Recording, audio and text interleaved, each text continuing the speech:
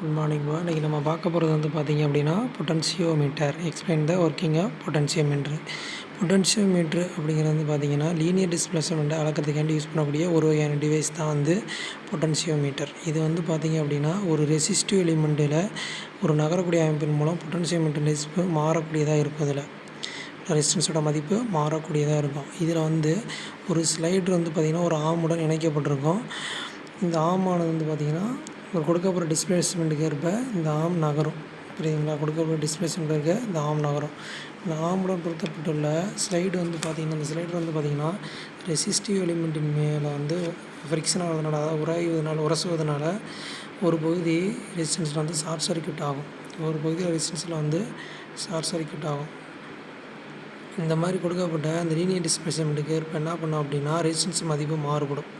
இந்த ரெசிஸ்டன்ஸ் மதிப்பு மாறுபடும். இந்த ரெசிஸ்டன்ஸ் மதிப்பை வச்சு என்ன பண்ணலாம் அப்படின்னா வீட்ஸ்டோன் பிரிட்ஜோட மூலிமா நம்ம காணலாம். எது மூலியமாக கண்டுபிடிக்கலாம்னா வீட்ஸ்டோன் பிரிட்ஜ் மூலிமா ரெசிஸ்டன்ஸ் மதிப்பை வச்சு கண்டுபிடிக்கலாம். பொட்டன்சியோமீட்டரில் அவுட்புட் வந்து பார்த்திங்க அப்படின்னா கரண்ட்டாவோ அல்லது வோல்டேஜாக தான் நமக்கு இருக்கும். கரண்ட்டாவோ இல்லைன்னா வோல்டேஜாக இருக்கும்.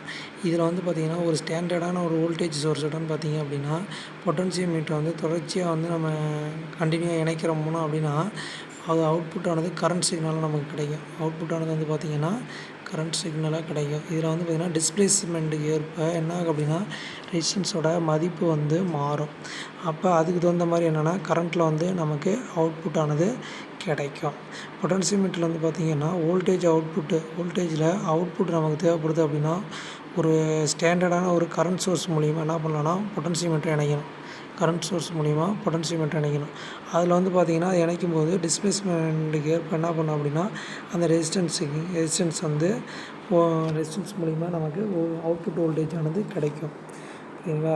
ரெசிஸ்டன்ஸ் மதிப்பை பொறுத்து தான் என்ன பண்ணுறோம் அப்படின்னா அவுட்புட்டு கிடைக்கும். இதை வச்சு என்ன பண்ணலாம் அப்படின்னா நம்ம ரெசிஸ்டன்ஸ் மதிப்பை வச்சு இதோட அவுட்புட்டாக கண்டுபிடிக்கலாம். இதை வீட்ஸ்டோன் பிரிட்ஜ் மூலிமா என்ன பண்ணலாம் அப்படின்னா நம்ம மெஷர் பண்ணி தெரிஞ்சுக்கலாம். அட்வான்டேஜ் அப்படிங்கிறது வந்து பார்த்திங்க அப்படின்னா செலவு வந்து கம்மியாக இருக்கும். அப்புறம் வந்து ஈஸியாக வந்து இதை வந்து ஹேண்டில் பண்ணலாம். அப்புறம் பெரிய அளவான டிஸ்பிளேஸ்மெண்ட்டுக்கு இது ரொம்ப யூஸ்ஃபுல்லாக இருக்கும். ரொம்ப அதிக டிஸ்பிளேஸ்மெண்ட்டுக்கு மெஷர் பண்ணுறதுக்கு இது வந்து யூஸ்ஃபுல்லாக இருக்கும். அப்புறம் இதில் வந்து ஆம்பிளிஃபை பண்ண வேண்டிய அவசியம்லாம் இதில் கிடையாது.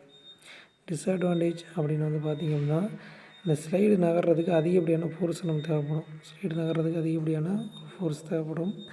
இதில் வந்து பார்த்திங்கன்னா ஸ்லைடிங் கான்டாக்ட்டு அந்த ஏதாவது பொல்யூஷன்னால் என்ன ஆகும் அப்படின்னா ஒரு ஃப்ரிக்ஷன் ஏற்படும் போது சவுண்டு வரும் நமக்கு. ஓகேவா? தேங்க்யூப்பா.